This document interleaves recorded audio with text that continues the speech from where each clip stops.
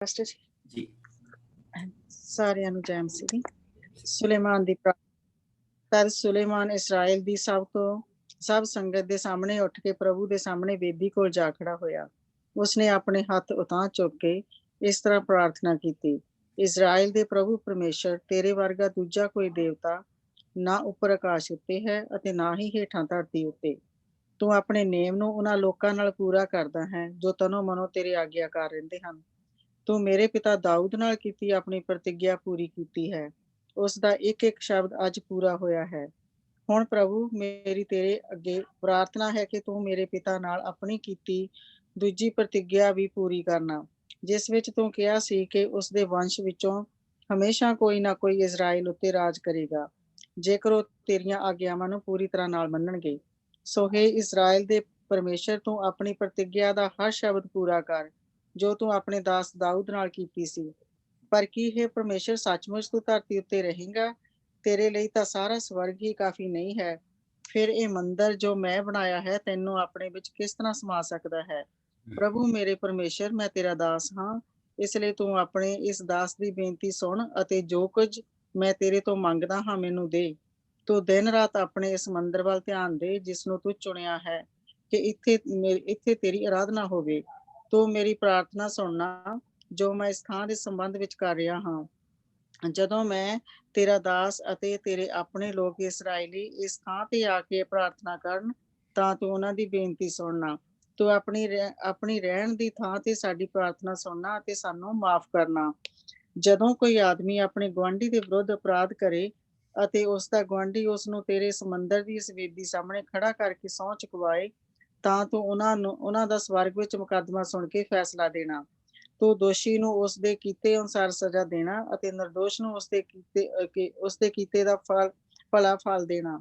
ਜਦੋਂ ਤੇਰੇ ਇਸਰਾਇਲੀ ਲੋਕ ਤੇਰੇ ਵਿਰੁੱਧ ਪਾਪ ਕਰਨ ਦੇ ਕਾਰਨ ਆਪਣੇ ਵੈਰੀਆਂ ਕੋਲੋਂ ਹਾਰ ਜਾਣ, ਪਰ ਉਹ ਫਿਰ ਤੇਰੇ ਕੋਲ ਆ ਕੇ ਇਸ ਮੰਦਰ ਵਿੱਚ ਮਾਫੀ ਪ੍ਰਾਪਤੀ ਲਈ ਪ੍ਰਾਰਥਨਾ ਕਰਨ, ਤਾਂ ਤੂੰ ਉਹਨਾਂ ਦੀ ਪ੍ਰਾਰਥਨਾ ਸਵਰਗ ਵਿੱਚ ਸੁਣਨਾ, ਤੂੰ ਉਹਨਾਂ ਦੇ ਪਾਪ ਮਾਫ ਕਰਨਾ ਅਤੇ ਉਹਨਾਂ ਨੂੰ ਦੁਬਾਰਾ ਉਸ ਧਰਤੀ ਤੇ ਲਿਆਉਣਾ ਜੋ ਤੂੰ ਉਹਨਾਂ ਦੇ ਪੁਰਖਿਆਂ ਨੂੰ ਦਿੱਤੀ ਸੀ। ਜਦੋਂ ਤੇਰੇ ਲੋਕ ਤੇਰੇ ਵਿਰੁੱਧ ਪਾਪ ਕਰਨ ਤਾਂ ਤੂੰ ਉਹਨਾਂ ਦੀ ਧਰਤੀ ਤੇ ਮੀਂਹ ਨਾ ਪੈਣ ਦੇਵੇਂ ਅਤੇ ਉਹ ਆਪਣੇ ਕੀਤੇ ਤੇ ਪਛਤਾਵਾ ਕਰਨ ਅਤੇ ਤੇਰੇ ਸਾਹਮਣੇ ਇਸ ਮੰਦਰ ਵਿੱਚ ਆ ਕੇ ਮਾਫੀ ਪ੍ਰਾਪਤੀ ਲਈ ਪ੍ਰਾਰਥਨਾ ਕਰਨ, ਤਾਂ ਤੂੰ ਉਹਨਾਂ ਦੀ ਪ੍ਰਾਰਥਨਾ ਸਵਰਗ ਵਿੱਚ ਸੁਣਨਾ, ਤੂੰ ਉਹਨਾਂ ਦੇ ਪਾਪ ਮਾਫ ਕਰਕੇ ਉਹਨਾਂ ਨੂੰ ਜੋ ਭਲਾ ਹੈ ਸਿਖਾਉਣਾ। ਤਦ ਤੂੰ ਇਸ ਧਰਤੀ ਉੱਤੇ ਜੋ ਤੂੰ ਆਪ ਆਪਣੇ ਲੋਕਾਂ ਨੂੰ ਦਿੱਤੀ ਹੈ ਮੀਂਹ ਬਰਸਾਉਣਾ। ਜਦੋਂ ਇਸ ਧਰਤੀ ਉੱਤੇ ਅਕਾਲ ਪਵੇ ਜਾਂ ਮਹਾਮਾਰੀ ਫੈਲੇ ਜਾਂ ਤੂਫਾਨ ਜਾਂ ਟਿੱਡੀ ਦਲ ਜਾਂ ਕੀੜਾ ਜਾਂ ਫਸਲ ਨੂੰ ਕੀੜਾ ਲੱਗੇ ਜਾਂ ਸੋਕਾ ਲੱਗੇ ਜਾਂ ਕੋਰਾ ਪੈ ਜਾਵੇ ਜਾਂ ਉਹਨਾਂ ਦੇ ਵੈਰੀ ਉਹਨਾਂ ਨੂੰ ਘੇਰ ਲੈਣ ਜਾਂ ਉਹਨਾਂ ਵਿੱਚ ਕੋਈ ਦੁੱਖ ਜਾਂ ਰੋਗ ਹੋਵੇ, ਤਾਂ ਤੂੰ ਉਹਨਾਂ ਦੀ ਸੁਣਨਾ। ਜੇਕਰ ਇਹਨਾਂ ਵਿੱਚੋਂ ਕੋਈ ਕਿਸੇ ਕਾਰਨ ਦੁਖੀ ਹੋ ਕੇ ਤੇਰੇ ਅੱਗੇ ਇਸ ਮੰਦਰ ਵਿੱਚ ਆ ਕੇ ਪ੍ਰਾਰਥਨਾ ਕਰਨ, ਤਾਂ ਤੂੰ ਸਵਰਗ ਵਿੱਚ ਉਸ ਦੀ ਪ੍ਰਾਰਥਨਾ ਸੁਣਨਾ ਅਤੇ ਮਾਫ ਕਰਦੇ ਹੋਏ ਉਸ ਦੀ ਮਦਦ ਕਰਨਾ। ਤੂੰ ਹੀ ਕੇਵਲ ਮਨੁੱਖ ਦੇ ਮਨ ਦੇ ਭੇਤ ਨੂੰ ਜਾਣਦਾ ਹੈ, ਇਸ ਲਈ ਤੂੰ ਉਸ ਦੇ ਕੀਤੇ ਦਾ ਬਦਲਾ ਦੇਣਾ। ਇਸ ਤਰ੍ਹਾਂ ਇਸ ਧਰਤੀ ਉੱਤੇ ਰਹਿੰਦਿਆਂ ਹੋਇਆ ਜੋ ਤੂੰ ਉਹਨਾਂ ਦੇ ਪੁਰਖਿਆਂ ਨੂੰ ਦਿੱਤੀ ਸੀ, ਉਹ ਤੇਰੀ ਆਗਿਆਵਾਂ ਨੂੰ ਹਮੇਸ਼ਾ ਪੂਰਾ ਕਰਨ। ਇਸੇ ਤਰ੍ਹਾਂ ਜੇਕਰ ਕੋਈ ਵਿਦੇਸ਼ੀ ਜੋ ਤੇਰੇ ਲੋਕਾਂ ਇਸਰਾਇਲ ਵਿੱਚੋਂ ਨਹੀਂ ਹੈ, ਪਰ ਕਿਸੇ ਦੂਜੇ ਦੂਰ ਦੇ ਦੇਸ਼ ਤੋਂ ਆਇਆ, ਕਿਉਂਕਿ ਉਸ ਮਨੁੱਖ ਨੇ ਤੇਰੇ ਨਾਂ, ਤੇਰੇ ਬਲੀ ਹੱਥ ਅਤੇ ਅੱਗੇ ਵਧੀ ਬਾਹਾਂ ਦੇ ਬਾਰੇ ਸੁਣਿਆ ਹੈ, ਜਦੋਂ ਕਦੀ ਉਹ ਇਸ ਮੰਦਰ ਵਿੱਚ ਆ ਕੇ ਤੇਰੇ ਅੱਗੇ ਪ੍ਰਾਰਥਨਾ ਕਰੇ, ਤਾਂ ਤੂੰ ਉਸ ਦੀ ਸਵਰਗ ਵਿੱਚ ਪ੍ਰਾਰਥਨਾ ਸੁਣਨਾ ਅਤੇ ਉਸ ਦੇ ਮਨ ਦੀ ਮੁਰਾਦ ਪੂਰੀ ਕਰਨਾ। ਇਸ ਤਰ੍ਹਾਂ ਸਭ ਧਰਤੀ ਨਿਵਾਸੀ ਇਸਰਾਏਲੀਆਂ ਦੀ ਤਰ੍ਹਾਂ ਤੇਰੇ ਨਾਂ ਨੂੰ ਜਾਣਨਗੇ ਅਤੇ ਇਸ ਮੰਦਰ ਨੂੰ ਮੈਂ ਤੇਰੀ ਆਰਾਧਨਾ ਲਈ ਬਣਾਇਆ ਹੈ। ਜਦੋਂ ਤੇਰੀ ਆਗਿਆ ਅਨੁਸਾਰ ਤੇਰੇ ਲੋਕ ਆਪਣੇ ਵੈਰੀ ਨਾਲ ਲੜਨ ਜਾਣ, ਤਾਂ ਉਹ ਲੜਾਈ ਦੇ ਮੈਦਾਨ ਵਿੱਚ ਤੇਰੇ ਇਸ ਚੁਣੇ ਹੋਏ ਸ਼ਹਿਰ ਤੇ ਮੰਦਰ ਵੱਲ ਮੂੰਹ ਕਰਕੇ ਪ੍ਰਾਰਥਨਾ ਕਰਨ ਜੋ ਮੈਂ ਬਣਾਇਆ ਹੈ, ਤਾਂ ਤੂੰ ਸਵਰਗ ਵਿੱਚ ਉਹਨਾਂ ਦੀ ਪ੍ਰਾਰਥਨਾ ਸੁਣਨਾ ਅਤੇ ਉਹਨਾਂ ਨੂੰ ਜਿੱਤ ਦੇਣਾ।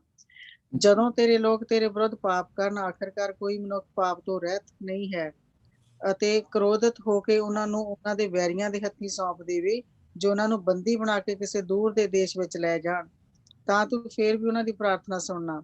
ਜੇਕਰ ਉਹ ਉਸ ਪਰਾਈ ਧਰਤੀ ਤੇ ਆਪਣੇ ਪਾਪਾਂ ਵੱਲੋਂ ਮੂੰਹ ਮੋੜਨ ਅਤੇ ਆਪਣੇ ਬੁਰੇ ਕੰਮਾਂ ਨੂੰ ਮੰਨਦੇ ਹੋਏ ਤੇਰੇ ਅੱਗੇ ਪ੍ਰਾਰਥਨਾ ਕਰਨ, ਤਾਂ ਤੂੰ ਉਹਨਾਂ ਦੀ ਪ੍ਰਾਰਥਨਾ ਸੁਣਨਾ।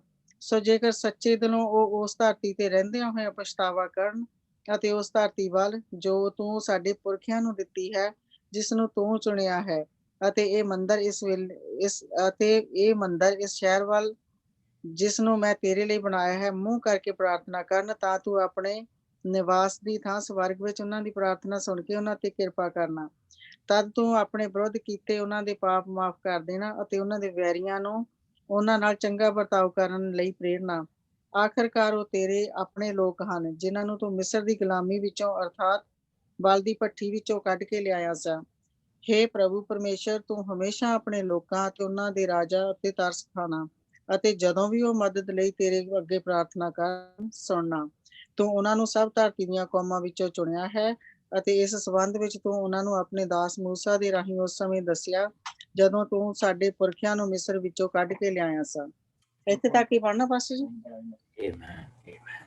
ਸੋ ਪ੍ਰਭੂ ਦੇ ਵਚਨ ਦੇ ਵਿੱਚ ਦੇਖੋ ਕਿੰਨੀ ਪਿਆਰੀ ਇਹ ਦੁਆ ਆ, ਕਿੱਦਾਂ ਪ੍ਰਭੂ ਦੇ ਮੰਦਰ ਦੇ ਲਈ ਇਹ ਦੁਆ ਕੀਤੀ ਗਈ ਹੈ। ਉਸਨੇ ਜੋ ਪ੍ਰਤਿਗਿਆ ਉਸਦੇ ਪਰਿਵਾਰ ਦੇ ਨਾਲ ਹੋਈ ਆ, ਉਸਨੇ ਉਸ ਪ੍ਰਤਿਗਿਆ ਨੂੰ ਵੀ ਯਾਦ ਕੀਤਾ, ਔਰ ਉਸ ਤੋਂ ਬਾਅਦ ਜੋ ਪ੍ਰਤਿਗਿਆ ਆਉਣ ਵਾਲੀ ਆ ਉਸਨੇ ਉਹਦੇ ਲਈ ਪ੍ਰਭੂ ਦੇ ਅੱਗੇ ਦੁਆ ਕੀਤੀ। ਉਸ ਤੋਂ ਬਾਅਦ ਅਸੀਂ ਪ੍ਰਭੂ ਦੇ ਵਚਨ ਦੇ ਵਿੱਚ ਦੇਖਦੇ ਪਏ ਹਾਂ ਕਿ ਉਸਨੇ ਪ੍ਰਭੂ ਦੀ ਪ੍ਰੈਜ਼ੈਂਸ ਮੰਗੀ ਕਿ ਸਵਰਗ ਤੇਰੇ ਲਈ ਕਾਫੀ ਨਹੀਂ, ਇਹ ਧਰਤੀ ਦਾ ਕੁਛ ਵੀ ਨਹੀਂ, ਔਰ ਧਰਤੀ ਦੇ ਉੱਤੇ ਇਹ ਥੋੜੀ ਜਿਹੀ ਜਗ੍ਹਾ ਦੇ ਵਿੱਚ ਇਹ ਮੰਦਿਰ ਬਣਿਆ, ਤੂੰ ਕਿੱਦਾਂ ਸਮਾਏਗਾ, ਪਰ ਫਿਰ ਵੀ ਤੂੰ ਆਪਣੀ ਪ੍ਰੈਜ਼ੈਂਸ ਇੱਥੇ ਬਣਾ ਕੇ ਰੱਖੀ। ਉਸ ਤੋਂ ਬਾਅਦ ਪ੍ਰਭੂ ਦੇ ਬੰਦੇ ਨੇ ਕਿਹਾ ਕਿ ਰਾਜ ਤੇਰਾ ਹੋਏ। ਜਦ ਕੋਈ ਫੈਸਲਾ ਲੈ ਕੇ ਤੇਰੇ ਕੋਲ ਆਏ, ਜਦ ਕੋਈ ਬਦਲੇ ਦੀ ਅੱਗ ਦੇ ਵਿੱਚ ਸੜਦਾ ਬੰਦਾ ਤੇਰੇ ਕੋਲ ਆਏ, ਔਰ ਉਹ ਆਪਣਾ ਤੇਰੇ ਮੋਹਰੇ ਉਹ ਆਪਣਾ ਦਿਲ ਖੋਲੇ, ਤਾਂ ਪ੍ਰਭੂ ਤੂੰ ਰਹਿਮ ਕਰਨਾ, ਤੂੰ ਦੁਆ ਨੂੰ ਸੁਣਨਾ। ਉਸ ਤੋਂ ਬਾਅਦ ਪ੍ਰਭੂ ਦੇ ਅੱਗੇ ਉਸਨੇ ਇਹ ਚੀਜ਼ ਕਹੀ ਕਿ ਅਗਰ ਤੇਰੇ ਲੋਕ ਗੁਨਾਹਾਂ ਦੇ ਵਿੱਚ ਪੈ ਜਾਣ ਤਾਂ ਤੂੰ ਸੋਕਾ ਕਰ ਲਈ, ਔਰ ਫਿਰ ਉਹ ਜਦ ਤੇਰੇ ਵੱਲ ਮੁੜਨ ਤੇ ਤੂੰ ਉਹਨਾਂ ਤੇ ਮੁੜ ਕੇ ਤਰਸ ਵਾਲੀ ਨਜ਼ਰ ਰੱਖੀ। ਯਾਨੀ ਕਿ ਪ੍ਰਭੂ ਨੂੰ ਕਹਿ ਰਿਹਾ ਕਿ ਤੂੰ ਆਪਣੇ ਲੋਕਾਂ ਨੂੰ ਆਗਿਆਕਾਰ ਰੱਖੀ। ਅਸੀਂ ਆਗਿਆਕਾਰੀ ਲੋਕਾਂ, ਤੂੰ ਸਾਨੂੰ ਆਗਿਆਕਾਰੀ ਰੱਖੀ, ਤੂੰ ਸਾਡੇ ਉੱਤੇ ਨਜ਼ਰ ਰੱਖੀ। ਮਹਾਮਾਰੀਆਂ ਦੇ ਲਈ ਉਸਨੇ ਦੁਆ ਕੀਤੀ, ਜਿੱਤ ਦੇ ਲਈ ਉਸਨੇ ਦੁਆ ਕੀਤੀ। ਅਗਰ ਪਾਪ ਦੇ ਵਿੱਚ ਇੰਨਾ ਡਿੱਗ ਜਾਣ ਕਿ ਉਹਨਾਂ ਨੂੰ ਕਿਤੇ ਦੂਰ ਜਾਣਾ ਪਵੇ, ਤਾਂ ਉਹ ਅਗਰ ਤੇਰੇ ਇਸ ਮੰਦਰ ਦੇ ਵੱਲ ਮੂੰਹ ਕਰਕੇ ਦੁਆ ਕਰਨ ਤੇ ਉਹਨਾਂ ਦੀ ਤੂੰ ਦੁਆ ਨੂੰ ਸੁਣਨਾ ਹੈ। ਪ੍ਰਭੂ ਤੂੰ ਯਾਦ ਰੱਖ, ਅਸੀਂ ਤੈਨੂੰ ਨਹੀਂ ਚੁਣਿਆ, ਤੂੰ ਸਾਨੂੰ ਚੁਣਿਆ, ਔਰ ਤੂੰ ਸਾਨੂੰ ਮਿਸਰ ਦੀ ਗੁਲਾਮੀ ਦੇ ਵਿੱਚੋਂ ਕੱਢ ਕੇ ਲੈ ਕੇ ਆਇਆ। ਅਸੀਂ ਤੇਰੇ ਲੋਕ ਹਾਂ, ਤੂੰ ਸਾਡੇ ਤੇ ਤਰਸ ਖਾਣਾ, ਤੂੰ ਸਾਡੇ ਤੇ ਆਪਣੀ ਬਰਕਤ ਬਣਾ ਕੇ ਰੱਖਣਾ। ਕਿੰਨੀ ਪਿਆਰੀ ਦੁਆ ਆ, ਕਿੰਨੀ ਪਿਆਰੀ ਦੁਆ। 107 ਜ਼ਬੂਰ ਹੁਣ ਅਸੀਂ ਪੜਾਂਗੇ, 107 ਜ਼ਬੂਰ, ਔਰ ਉਹ ਦੁਆਵਾਂ ਦਾ ਜ਼ਬੂਰ ਆ ਜਿਸ ਨੂੰ ਮਿਲ ਜਾਏ।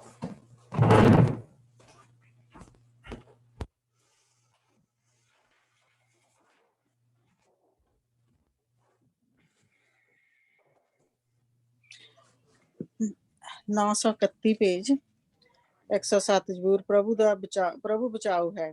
ਪ੍ਰਭੂ ਦਾ ਧੰਨਵਾਦ ਕਰੋ, ਕਿਉਂਕਿ ਉਹ ਭਲਾ ਹੈ, ਉਸ ਦੀ ਦਇਆ ਸਦੀਪਕ ਹੈ। ਜਿਨ੍ਹਾਂ ਨੂੰ ਪ੍ਰਭੂ ਨੇ ਬੈਰੀਆਂ ਤੋਂ ਛੁਟਕਾਰਾ ਦਿੱਤਾ, ਸਭ ਮਿਲ ਕੇ ਇਹ ਕਹਿਣ, ਜਿਨ੍ਹਾਂ ਨੂੰ ਉਸਨੇ ਪਰਾਏ ਦੇਸ਼ਾਂ ਤੋਂ, ਪੂਰਬ ਤੇ ਪੱਛਮ ਤੋਂ ਅਤੇ ਉੱਤਰ ਤੇ ਦੱਖਣ ਤੋਂ ਵਾਪਸ ਲਿਆਂਦਾ ਹੈ। ਕੁਝ ਲੋਕ ਸੁਨਸਾਨ ਇਲਾਕੇ ਵਿੱਚ ਭਟਕਦੇ ਰਹੇ ਅਤੇ ਅਧਿਕ ਕਿਰਪਾਲੂ ਹੋਣ ਦੇ ਕਾਰਨ ਆਪਣਾ ਫੈਸਲਾ ਬਦਲ ਲਿਆ। ਉਸਨੇ ਉਹਨਾਂ ਦੇ ਬੰਦੀ ਕਰਨ ਵਾਲਿਆਂ ਦੇ ਮਨਾਂ ਵਿੱਚ ਉਹਨਾਂ ਦੇ ਲਈ ਤਰਸ ਪੈਦਾ ਕੀਤਾ। ਹੇ ਪ੍ਰਭੂ ਸਾਡੇ ਪਰਮੇਸ਼ਰ, ਸਾਡਾ ਬਚਾਅ ਕਰ, ਸਾਨੂੰ ਫਿਰ ਪਰਾਈਆਂ ਕੌਮਾਂ ਵਿੱਚੋਂ ਇਕੱਠਿਆਂ ਕਰ। ਇਹ ਆਪਣਾ ਉਧਰ ਚੱਲ ਗਏ ਆਪਾਂ, 107 ਜ਼ਬੂਰ ਚ ਚਲੇ ਗਏ ਆਪਾਂ। ਹਾਂਜੀ, ਓਕੇ ਜੀ, ਠੀਕ ਹੈ। ਕੁਝ ਲੋਕ ਸੁਨਸਾਨ ਇਲਾਕੇ ਵਿੱਚ ਭਟਕਦੇ ਰਹੇ, ਪਰ ਉਹਨਾਂ ਨੂੰ ਕਿਸੇ ਸ਼ਹਿਰ ਦਾ ਰਾਹ ਨਾ ਮਿਲਿਆ। ਉਹ ਭੁੱਖੇ ਅਤੇ ਤਿਹਾਈ ਸਨ, ਉਹਨਾਂ ਦੀਆਂ ਜਾਨਾਂ ਨਿਢਾਲ ਹੋ ਚੁੱਕੀਆਂ ਸਨ। ਤਦ ਉਹਨਾਂ ਆਪਣੇ ਦੁੱਖ ਦੇ ਸਮੇਂ ਪ੍ਰਭੂ ਅੱਗੇ ਦੁਹਾਈ ਦਿੱਤੀ, ਅਤੇ ਉਸਨੇ ਉਹਨਾਂ ਨੂੰ ਉਹਨਾਂ ਦੇ ਦੁੱਖ ਤੋਂ ਛੁਟਕਾਰਾ ਦਿੱਤਾ। ਪ੍ਰਭੂ ਉਹਨਾਂ ਨੂੰ ਸਿੱਧਾ ਇੱਕ ਸ਼ਹਿਰ ਵਿੱਚ ਲੈ ਗਿਆ, ਜਿੱਥੇ ਉਹ ਰਹਿ ਰਹੇ ਸਨ। ਉਹਨਾਂ ਲੋਕਾਂ ਨੂੰ ਪ੍ਰਭੂ ਦੀ ਦਇਆ ਅਤੇ ਉਹਨਾਂ ਲਈ ਕੀਤੇ ਅਦਭੁਤ ਕੰਮਾਂ ਲਈ ਉਸ ਦਾ ਧੰਨਵਾਦ ਕਰਨਾ ਚਾਹੀਦਾ ਹੈ। ਪ੍ਰਭੂ ਨੇ ਤਿਹਾਈਆਂ ਨੂੰ ਤ੍ਰਿਪਤ ਕੀਤਾ ਅਤੇ ਭੁੱਖਿਆਂ ਨੂੰ ਰਜਾਇਆ। ਉਹਨਾਂ ਵਿੱਚੋਂ ਕੁਝ ਹਨੇਰੇ ਵਿੱਚ ਮੌਤ ਦੇ ਛਾਏ ਹੇਠ ਅਤੇ ਦੁਖੀ ਹਾਲਤ ਵਿੱਚ ਬੈਠੇ ਸਨ, ਕਿਉਂਕਿ ਉਹਨਾਂ ਪਰਮੇਸ਼ਰ ਦੇ ਵਚਨਾਂ ਨੂੰ ਨਹੀਂ ਮੰਨਿਆ ਸੀ ਅਤੇ ਪਰਮ ਪ੍ਰਧਾਨ ਦੀ ਸਲਾਹ ਤੇ ਨਹੀਂ ਚੱਲੇ ਸਨ। ਇਸ ਲਈ ਉਹਨਾਂ ਤੇ ਦੁੱਖਾਂ ਦਾ ਭਾਰ ਆ ਪਿਆ। ਉਹ ਡਿੱਗ ਪਏ। ਉਹਨਾਂ ਦੀ ਮਦਦ ਕਰਨ ਵਾਲਾ ਉੱਥੇ ਕੋਈ ਨਹੀਂ ਸੀ। ਤਦ ਉਹਨਾਂ ਆਪਣੇ ਦੁੱਖ ਸਮੇਂ ਪ੍ਰਭੂ ਅੱਗੇ ਦੁਹਾਈ ਦਿੱਤੀ ਅਤੇ ਉਸਨੇ ਉਹਨਾਂ ਨੂੰ ਦੁੱਖਾਂ ਤੋਂ ਛੁਟਕਾਰਾ ਦਿੱਤਾ। ਉਸਨੇ ਉਹਨਾਂ ਨੂੰ ਮੌਤ ਦੇ ਹਨੇਰੇ ਛਾਏ ਹੇਠੋਂ ਅਤੇ ਉਹਨਾਂ ਦੇ ਬੰਧਨਾਂ ਤੋਂ ਛੁਟਕਾਰਾ ਦਿੱਤਾ। ਉਹਨਾਂ ਲੋਕਾਂ ਨੂੰ ਪ੍ਰਭੂ ਦੀ ਦਇਆ ਅਤੇ ਉਹਨਾਂ ਲਈ ਕੀਤੇ ਅਦਭੁਤ ਕੰਮਾਂ ਲਈ ਉਸ ਦਾ ਧੰਨਵਾਦ ਕਰਨਾ ਚਾਹੀਦਾ ਹੈ। ਉਸਨੇ ਪਿੱਤਲ ਦੇ ਫਾਟਕ ਤੋੜ ਦਿੱਤੇ ਅਤੇ ਉਹਨਾਂ ਅੱਗੇ ਲੱਗੇ ਅਰਲਾਂ ਨੂੰ ਟੋਟੇ ਟੋਟੇ ਕਰ ਦਿੱਤਾ ਅਤੇ ਆਪਣੀ ਬੁਰਾਈ ਕਾਰਨ ਦੁੱਖ ਸਹਿ ਰਹੇ ਸਨ। ਕਿਸੇ ਤਰ੍ਹਾਂ ਦਾ ਵੀ ਭੋਜਨ ਉਹਨਾਂ ਦੇ ਜੀ ਨਾ ਪਾਉਂਦਾ ਸੀ ਅਤੇ ਉਹ ਮੌਤ ਦੇ ਮੂੰਹ ਵਿੱਚ ਪਹੁੰਚਣ ਵਾਲੇ ਸਨ।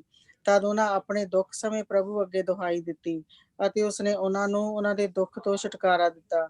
ਉਸਨੇ ਉਹਨਾਂ ਨੂੰ ਕਬਰ ਦੇ ਮੂੰਹ ਵਿੱਚੋਂ ਬਚਾਇਆ ਅਤੇ ਆਪਣੇ ਸ਼ਬਦ ਨਾਲ ਚੰਗਾ ਕੀਤਾ। ਉਹਨਾਂ ਲੋਕਾਂ ਨੂੰ ਪ੍ਰਭੂ ਦੀ ਦਇਆ ਅਤੇ ਉਹਨਾਂ ਦੇ ਕੀਤੇ ਅਦਭੁਤ ਕੰਮਾਂ ਲਈ ਉਸ ਦਾ ਧੰਨਵਾਦ ਕਰਨਾ ਚਾਹੀਦਾ ਹੈ। ਬਲੀਆਂ ਚੜਾਉਣ ਦੇ ਰਾਹੀਂ ਉਹਨਾਂ ਨੂੰ ਉਸ ਦਾ ਧੰਨਵਾਦ ਕਰਨਾ ਚਾਹੀਦਾ ਹੈ ਅਤੇ ਗਾਉਂਦੇ ਹੋਏ ਉਸ ਦੇ ਕੰਮਾਂ ਬਾਰੇ ਦੱਸਣਾ ਚਾਹੀਦਾ ਹੈ। ਕੁਝ ਲੋਕ ਸਮੁੰਦਰੀ ਜਹਾਜ਼ਾਂ ਵਿੱਚ ਸਫ਼ਰ ਕਰਦੇ ਅਤੇ ਆਪਣੀ ਰੋਜੀ ਕਮਾਉਂਦੇ ਸਨ। ਉਹਨਾਂ ਨੇ ਵੀ ਪ੍ਰਭੂ ਦੇ ਉਹ ਅਦਭੁਤ ਕੰਮ ਦੇਖੇ ਜੋ ਉਸਨੇ ਸਮੁੰਦਰ ਦੀ ਡੂੰਘਾਈ ਵਿੱਚ ਕੀਤੇ ਸਨ। ਉਸਨੇ ਆਗਿਆ ਦਿੱਤੀ ਤਾਂ ਤੂਫਾਨ ਆ ਗਿਆ, ਜਿਸ ਕਾਰਨ ਲਹਿਰਾਂ ਉੱਚੀਆਂ ਉੱਠਣ ਲੱਗੀਆਂ। ਤਦ ਸਮੁੰਦਰੀ ਜਹਾਜ਼ ਉਤਾਂਹ ਉੱਠਣ ਲੱਗੇ ਅਤੇ ਡੂੰਘਾਈ ਵੱਲ ਜਾਣ ਲੱਗੇ। ਯਾਤਰੀਆਂ ਨੇ ਇਸ ਸੰਕਟ ਦੇ ਕਾਰਨ ਦਿਲ ਬੈਠਣ ਲੱਗੇ। ਇਸ ਤਰ੍ਹਾਂ ਉਹ ਸ਼ਰਾਬੀ ਆਦਮੀ ਦੀ ਤਰ੍ਹਾਂ ਝੂਮਣ ਲੱਗੇ ਅਤੇ ਉਹਨਾਂ ਦੀ ਸਾਰੀ ਬੁੱਧੀ ਨਿਕੰਮੀ ਸਿੱਧ ਹੋਈ। ਤਦ ਉਹਨਾਂ ਆਪਣੇ ਦੁੱਖ ਸਮੇਂ ਪ੍ਰਭੂ ਅੱਗੇ ਦੁਹਾਈ ਦਿੱਤੀ ਅਤੇ ਉਸਨੇ ਉਹਨਾਂ ਨੂੰ ਉਹਨਾਂ ਦੇ ਦੁੱਖ ਤੋਂ ਛੁਟਕਾਰਾ ਦਿੱਤਾ। ਉਸਨੇ ਤੂਫਾਨ ਨੂੰ ਸ਼ਾਂਤ ਕੀਤਾ ਅਤੇ ਇਸ ਨਾਲ ਲਹਿਰਾਂ ਵੀ ਰੁਕ ਗਈਆਂ।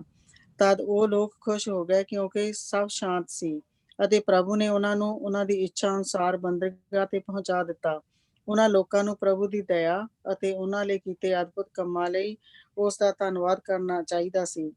ਚਾਹੀਦਾ ਹੈ ਕਿ ਉਹ ਸੰਗਤਾਂ ਪ੍ਰਭੂ ਨੂੰ ਵਡਿਆਉਣ ਅਤੇ ਬਜ਼ੁਰਗਾਂ ਸਾਹਮਣੇ ਉਸ ਦੀ ਮਹਿਮਾ ਕਰਨ। ਪ੍ਰਭੂ ਨੇ ਦਰਿਆਵਾਂ ਨੂੰ ਮਰੂਭੂਮੀ ਵਿੱਚ ਅਤੇ ਚਸ਼ਮਿਆਂ ਨੂੰ ਤਿਹਾਈ ਧਰਤੀ ਵਿੱਚ ਬਦਲ ਦਿੱਤਾ। ਉਪਜਾਊ ਧਰਤੀ ਨੂੰ ਉਸਨੇ ਕਲਰੀ ਬਣਾ ਦਿੱਤਾ। ਇਹ ਉਸਨੇ ਲੋਕਾਂ ਦੀ ਦੁਸ਼ਟਤਾ ਕਾਰਨ ਕੀਤਾ, ਪਰ ਉਸਨੇ ਮਰੂਭੂਮੀ ਨੂੰ ਪਾਣੀ ਨਾਲ ਅਤੇ ਸੁੱਕੀ ਧਰਤੀ ਨੂੰ ਚਸ਼ਮਿਆਂ ਨਾਲ ਭਰ ਦਿੱਤਾ। ਉੱਥੇ ਉਸਨੇ ਭੁੱਖੇ ਲੋੜਵੰਦ ਲੋਕਾਂ ਨੂੰ ਵਸਾ ਦਿੱਤਾ ਅਤੇ ਉੱਥੇ ਉਹਨਾਂ ਆਪਣੇ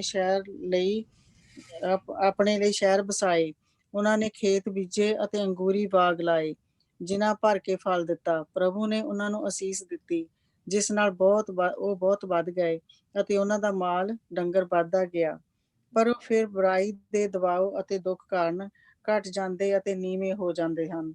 ਤਦ ਉਹ ਉਹਨਾਂ ਦੇ ਦਬਾਉਣ ਵਾਲਿਆਂ ਦੀ ਨਿੰਦਾ ਕਰਦਾ ਅਤੇ ਉਹਨਾਂ ਨੂੰ ਸੁੰਨਸਾਨ ਥਾਂ ਵਿੱਚ ਭਟਕਣ ਦਿੰਦਾ ਹੈ। ਉਹ ਲੋੜਵੰਦਾਂ ਨੂੰ ਉਹਨਾਂ ਦੇ ਦੁੱਖ ਤੋਂ ਛਡਾਉਂਦਾ ਅਤੇ ਉਹਨਾਂ ਦੀ ਸੰਤਾਨ ਨੂੰ ਇੱਜੜ ਦੇ ਵਾਂਗ ਵਧਾਉਂਦਾ ਹੈ।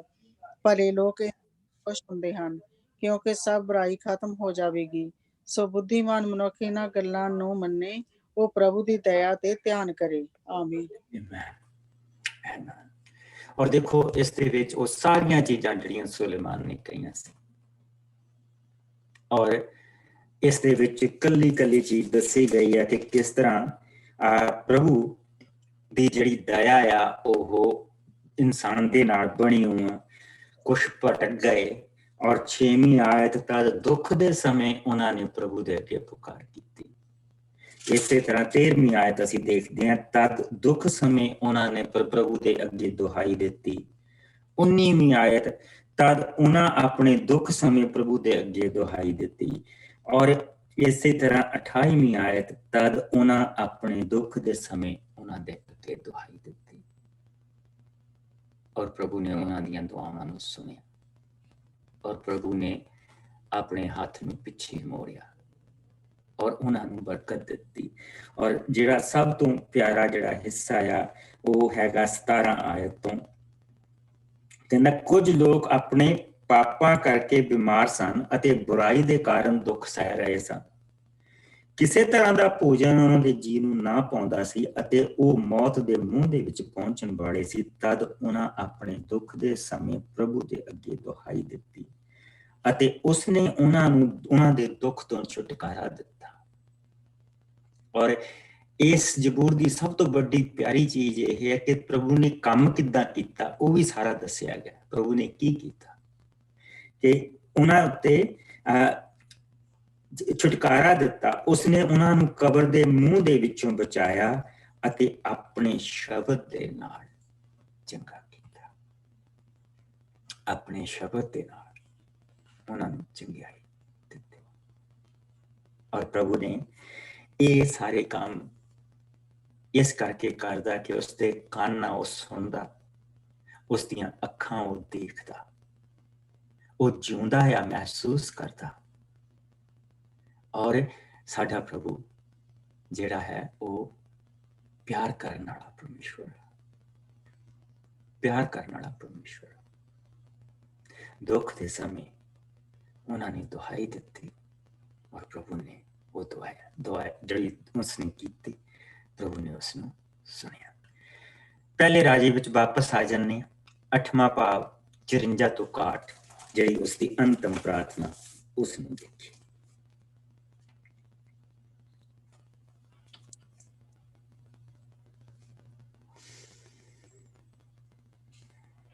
ਪੰਜ 510 ਸਫਾ ਪੜ੍ਹਦੇ ਆ ਪਾਸਟਰ ਜੀ, ਚਲੋ ਹਾਂਜੀ ਪੜ੍ਹ ਦਿਓ। ਸਾਰਿਆਂ ਨੂੰ ਜੈ ਮਸੀਹ ਦੀ। ਸਫਾ ਹੈਗਾ 510। ਅੰਤਮ ਪ੍ਰਾਰਥਨਾ। ਪ੍ਰਾਰਥਨਾ ਕਰ ਚੁੱਕਣ ਦੇ ਪਿੱਛੋਂ ਰਾਜਾ ਸੁਲੇਮਾਨ ਉਸ ਥਾਂ ਤੋਂ ਜਿੱਥੇ ਉਹ ਵੇਦੀ ਦੇ ਸਾਹਮਣੇ ਹੱਥੋਂ ਤਾਂ ਚੁੱਕੀ ਬੈਠਾ ਸੀ ਉੱਠਿਆ ਅਤੇ ਉੱਚੀ ਆਵਾਜ਼ ਨਾਲ ਉਸਨੇ ਇਸਰਾਇਲੀ ਸੰਗਤ ਨੂੰ ਇਹ ਕਹਿ ਕੇ ਅਸੀਸ ਦਿੱਤੀ, ਪ੍ਰਭੂ ਧੰਨ ਹੈ ਜਿਸ ਦੀ ਮੂਸਾ ਦੁਆਰਾ ਕੀਤੀ ਪ੍ਰਤਿਗਿਆ ਦਾ ਹਰ ਸ਼ਬਦ ਸੱਚਾ ਸਿੱਧ ਹੋਇਆ ਹੈ ਅਤੇ ਉਸਨੇ ਆਪਣੇ ਲੋਕਾਂ ਇਸਰਾਇਲ ਨੂੰ ਸ਼ਾਂਤੀ ਦਿੱਤੀ ਹੈ। ਪ੍ਰਭੂ ਪਰਮੇਸ਼ਰ ਸਾਡੇ ਨਾਲ ਉਸੇ ਤਰ੍ਹਾਂ ਰਹੇ ਜਿਸ ਤਰ੍ਹਾਂ ਉਹ ਸਾਡੇ ਪੁਰਖਿਆਂ ਦੇ ਨਾਲ ਰਿਹਾ ਸੀ। ਉਹ ਸਾਨੂੰ ਕਦੇ ਵੀ ਨਾ ਛੱਡੇ। ਉਹ ਸਾਨੂੰ ਆਪਣੇ ਆਗਿਆਕਾਰੀ ਬਣਾਈ ਰੱਖੇ ਕਿ ਅਸੀਂ ਉਸ ਦੇ ਸਭ ਹੁਕਮਾਂ, ਵਿਧੀਆਂ ਅਤੇ ਨਿਯਮਾਂ ਦੀ ਪਾਲਣਾ ਕਰੀਏ ਅਤੇ ਉਹਨਾਂ ਅਨੁਸਾਰ ਚੱਲੀਏ ਜਿਨ੍ਹਾਂ ਦੀ ਆਗਿਆ ਉਸਨੇ ਸਾਡੇ ਪੁਰਖਿਆਂ ਨੂੰ ਦਿੱਤੀ ਸੀ। ਪ੍ਰਭੂ ਸਾਡਾ ਪਰਮੇਸ਼ਰ ਹਮੇਸ਼ਾ ਮੇਰੀ ਇਸ ਪ੍ਰਾਰਥਨਾ ਤੇ ਬੇਨਤੀਆਂ ਨੂੰ ਯਾਦ ਰੱਖੇ ਜੋ ਮੈਂ ਇਸ ਵੇਲੇ ਉਸ ਅੱਗੇ ਕੀਤੀਆਂ ਹਨ। ਉਹ ਆਪਣੇ ਲੋਕਾਂ ਅਤੇ ਉਹਨਾਂ ਦੇ ਰਾਜਾਂ ਦੀਆਂ ਰੋਜ਼ ਦੀਆਂ ਲੋੜਾਂ ਹਮੇਸ਼ਾ ਪੂਰੀਆਂ ਕਰਦਾ ਰਹੇ। ਇਸ ਤਰ੍ਹਾਂ ਧਰਤੀ ਦੀਆਂ ਸਭ ਕੌਮਾਂ ਜਾਣਨਗੀਆਂ ਕਿ ਪ੍ਰਭੂ ਹੀ ਕੇਵਲ ਪਰਮੇਸ਼ਰ ਹੈ ਅਤੇ ਉਸ ਵਰਗਾ ਦੂਜਾ ਕੋਈ ਨਹੀਂ ਹੈ। ਤੁਸੀਂ ਉਸ ਦੇ ਲੋਕ ਵੀ ਹਮੇਸ਼ਾ ਪ੍ਰਭੂ ਆਪਣੇ ਪਰਮੇਸ਼ਰ ਦੇ ਆਗਿਆਕਾਰ ਬਣ ਕੇ ਰਹੋ ਅਤੇ ਉਸ ਦੇ ਨਿਯਮਾਂ ਤੇ ਹੁਕਮਾਂ ਦੀ ਪਾਲਣਾ ਕਰੋ। ਸ਼ਬਦ ਪੜ੍ਹੇ ਸੁਣੇ ਜਾਣ ਤੇ ਸਾਰਿਆਂ ਨੂੰ ਸ਼ੀਸ਼ ਬਰਕਤ ਮਿਲੇ। ਆਮੀਨ। ਔਰ ਦੇਖੋ ਇਹ ਕਿੰਨਾ ਕਲੋਸ ਆ ਉਸਦੇ, ਜਿਹੜੀ ਦੁਆ ਸਾਨੂੰ ਪ੍ਰਭੂ ਯਿਸੂ ਮਸੀਹ ਨੇ ਸਿਖਾਈ ਸੀ। ਔਰ ਉਹ ਦੁਆ ਕਿੰਨੀ ਛੋਟੀ ਆ ਔਰ ਉਸ ਦੁਆ ਦੇ ਵਿੱਚ ਕਿੰਨੀ ਬਰਕਤ ਆ ਕਿ ਅਸੀਂ ਚੈਪਟਰਾਂ ਦੇ ਚੈਪਟਰ ਪੜ੍ਹ ਦਿੱਤੇ ਆ ਔਰ ਉਹ ਇਸ ਤਰ੍ਹਾਂ ਲੱਗਦਾ ਜਿੱਦਾਂ ਕਿ ਸਾਰੀਆਂ ਦੁਆਵਾਂ ਦਾ ਇੱਕ ਸਾਰ ਆ ਜਿਹੜਾ ਪ੍ਰਭੂ ਨੇ ਸਾਨੂੰ ਦਿੱਤਾ। ਔਰ ਉਸ ਦੇ ਵਿੱਚ ਉਸਨੇ ਇਹ ਦੱਸਿਆ ਕਿ ਜਦ ਤੂੰ ਦੁਆ ਕਰੇ, ਜਦ ਤੂੰ ਮੇਰੇ ਕੋਲ ਆਏ ਤਾਂ ਤੂੰ ਫਿਰ ਇਸ ਤਰ੍ਹਾਂ ਦੁਆ ਕਰ ਔਰ ਫਿਰ ਤੂੰ ਮੇਰੀ ਸੁਣ। That's the meaning of it. ਫਿਰ ਤੂੰ ਮੇਰੀ ਸੁਣ। ਔਰ ਇੱਥੇ ਅਸੀਂ ਇਹੋ ਚੀਜ਼ ਦੇਖਦੇ ਪਏ ਔਰ ਹੁਣ ਅਸੀਂ ਮੰਦਿਰ ਦੀ ਡੈਡੀਕੇਸ਼ਨ ਦੇਖਾਂਗੇ। ਅਸੀਂ ਇਸਦੀ ਇਸੇ ਚੈਪਟਰ ਦੀ 62 ਆਇਤ ਤੋਂ ਲੈ ਕੇ ਅਸੀਂ ਇਹਦੇ ਐਂਡ ਤੱਕ 66 ਆਇਤ ਤੱਕ ਦੇਖਾਂਗੇ ਜਿਸ ਨੂੰ ਮਿਲ ਜਾਏ। ਪੜ੍ਹ ਦੇਣਾ ਪਾਸਟਰ ਜੀ। Go ahead, ਮੇਰੇ ਵੀਰ। ਸਫਾ 511। ਮੰਦਰ ਦਾ ਅਰਪਿਤ ਕੀਤਾ ਜਾਣਾ। ਤਦ ਰਾਜਾ ਸੁਲੇਮਾਨ ਅਤੇ ਸਭ ਲੋਕਾਂ ਨੇ ਮਿਲ ਕੇ ਪ੍ਰਭੂ ਦੇ ਸਾਹਮਣੇ ਬਲੀਆਂ ਚੜਾਈਆਂ। ਉਸਨੇ 22,000 ਬਲਦ ਅਤੇ 1,20,000 ਭੇਡਾਂ ਮੇਲ ਬਲੀ ਲਈ ਕਰਕੇ ਚੜਾਈਆਂ। ਇਸ ਤਰ੍ਹਾਂ ਰਾਜਾ ਅਤੇ ਸਭ ਲੋਕਾਂ ਨੇ ਮੰਦਰ ਨੂੰ ਅਰਪਿਤ ਕੀਤਾ। ਉਸੇ ਦਿਨ ਉਸਨੇ ਵਿਹੜੇ ਦਾ ਵਿਚਕਾਰਲਾ ਹਿੱਸਾ ਵੀ ਅਰਪਿਤ ਕੀਤਾ ਜਿੱਥੇ ਉਸਨੇ ਹੋਮ ਬਲੀਆਂ ਭੋਜਨ ਦੀ ਭੇਟਾ ਅਤੇ ਮੇਲ ਬਲੀਆਂ ਦੀ ਚਰਬੀ ਬਲੀ ਚੜਾਈ। ਇਹ ਉਸਨੇ ਇਸ ਲਈ ਕੀਤਾ ਕਿਉਂਕਿ ਕਹੇ ਦੀ ਵੇਦੀ ਇੰਨੀਆਂ ਬਲੀਆਂ ਦੇ ਲਈ ਬਹੁਤ ਛੋਟੀ ਸੀ। ਉਸ ਸਮੇਂ ਮੰਦਰ ਵਿੱਚ ਸੁਲੇਮਾਨ ਅਤੇ ਸਭ ਇਸਰਾਇਲੀ ਲੋਕਾਂ ਨੇ ਯਾਤਰਾ ਦਾ ਤਿਉਹਾਰ 7 ਦਿਨਾਂ ਤੱਕ ਪ੍ਰਭੂ ਆਪਣੇ ਪਰਮੇਸ਼ਰ ਦੇ ਸਾਹਮਣੇ ਮਨਾਇਆ। ਉਸ ਵੇਲੇ ਉੱਥੇ ਅਣਗਿਣਤ ਲੋਕ ਸਨ ਜੋ ਹਮਾਥ ਦੀ ਵਾਦੀ ਤੋਂ ਲੈ ਕੇ ਮਿਸਰ ਤੱਕ ਦੀ ਨਦੀ ਤੋਂ ਆਏ ਸਨ। 8ਵੇਂ ਦਿਨ ਰਾਜਾ ਸੁਲੇਮਾਨ ਨੇ ਲੋਕਾਂ ਨੂੰ ਉਹਨਾਂ ਦੇ ਘਰੀਂ ਘੱਲਿਆ। ਲੋਕਾਂ ਨੇ ਰਾਜਾ ਸੁਲੇਮਾਨ ਨੂੰ ਜਾਣ ਤੋਂ ਪਹਿਲਾਂ ਸੀਸ ਦਿੱਤੀ। ਉਹ ਖੁਸ਼ ਸਨ ਅਤੇ ਪ੍ਰਭੂ ਦੀ ਮਹਿਮਾ ਕਰਦੇ ਹੋਏ ਆਪਣੇ ਘਰੀਂ ਵਾਪਸ ਗਏ ਕਿਉਂਕਿ ਉਸਨੇ ਆਪਣੇ ਦਾਸ ਦਾਊਦ ਅਤੇ ਇਸਰਾਇਲੀ ਲੋਕਾਂ ਨੂੰ ਅਸੀਸਤ ਕੀਤਾ ਸੀ। ਸੋ ਅਸੀਂ ਇੱਥੇ ਕੀ ਪੜ੍ਹਦੇ ਪਏ ਹਾਂ? ਮੰਦਰ ਉਹ ਕਹਾਉਂਦਾ ਸੁਲੇਮਾਨ ਦਾ, ਪਰ ਉਹ ਮੰਦਰ ਜਿਹੜੀ ਅਸੀਸ ਮਿਲੀ ਆ ਉਹ ਦਾਊਦ ਨੂੰ ਮਿਲੀ ਆ। ਦਾਊਦ ਦੇ ਕਰਕੇ ਇਹ ਲੋਕ ਅਸੀਸਤ, ਦਾਊਦ ਦੇ ਕਰਕੇ ਇਹ ਲੋਕ ਬਰਕਤ ਦੇ ਵਿੱਚ। ਔਰ ਦਾਊਦ ਨੇ ਆਪਣੇ ਪ੍ਰਭੂ ਨੂੰ ਹਰ ਤਰ੍ਹਾਂ ਖੁਸ਼ ਕੀਤਾ। ਪਾਪ ਦੇ ਵਿੱਚ ਵੀ ਉਹ ਡਿੱਗਿਆ ਤਾਂ ਉਦੋਂ ਵੀ ਉਸਨੇ ਖੁਸ਼ ਕੀਤਾ। ਉਹ ਇੱਧਰ ਉੱਧਰ ਨਹੀਂ ਗਿਆ, ਉਹ ਸਿੱਧਾ ਪਰਮੇਸ਼ਵਰ ਦੀ ਹਜ਼ੂਰੀ ਦੇ ਵਿੱਚ ਗਿਆ, ਬਿਨਾਂ ਪ੍ਰਵਾਹ ਕੀਤੇ ਕਿ ਲੋਕ ਕੀ ਕਹਿਣਗੇ। ਸਾਊਲ ਨੂੰ ਲੋਕਾਂ ਦੀ ਪ੍ਰਵਾਹ ਸੀ, ਦਾਊਦ ਨੂੰ ਨਹੀਂ ਸੀ। ਉਸਨੂੰ ਲੋਕਾਂ ਦੀ ਕੋਈ ਪ੍ਰਵਾਹ ਨਹੀਂ ਸੀ, ਉਸਨੂੰ ਸਿਰਫ ਪ੍ਰਭੂ ਦੀ ਪ੍ਰਵਾਹ ਸੀ। ਉਹ ਸਿਰਫ ਪ੍ਰਭੂ ਦਾ ਬਣ ਕੇ ਰਹਿਣਾ ਮੰਗਦਾ ਸੀ। ਇਸ ਕਰਕੇ ਪ੍ਰਭੂ ਨੇ ਐਡੀ ਵੱਡੀ ਬਰਕਤ ਉਸਨੂੰ ਦਿੱਤੀ। ਅਸੀਂ ਦੂਜੇ ਇਤਿਹਾਸ ਦੇ ਵਿੱਚ ਜਾਵਾਂਗੇ। 654 ਪੰਨਾ ਹੈ, 654 ਪੰਨਾ ਦੂਸਰਾ ਇਤਿਹਾਸ 7ਵਾਂ ਭਾਵ ਉਹਦੀ 1 ਤੋਂ 10 ਆਇਤ ਪੜਾਂਗੇ। ਔਰ ਉੱਥੇ ਸਾਨੂੰ ਇਸ ਦੇ ਬਾਰੇ ਇੱਕ ਹੋਰ ਜਿਹੜੀ ਭਾਰੀ ਬਰਕਤ ਆ ਸਾਨੂੰ ਉੱਥੇ ਮਿਲੇਗੀ, ਜਿਸ ਦਾ ਕੱਲ ਮੈਂ ਜ਼ਿਕਰ ਕਰਦਾ ਪਿਆ ਸੀ, ਲੇਕਿਨ ਹੁਣ ਅਸੀਂ ਉਸ ਨੂੰ ਦੇਖਾਂਗੇ। 7ਵਾਂ ਭਾਵ 1 ਤੋਂ ਲੈ ਕੇ 10 ਆਇਤ ਤੱਕ।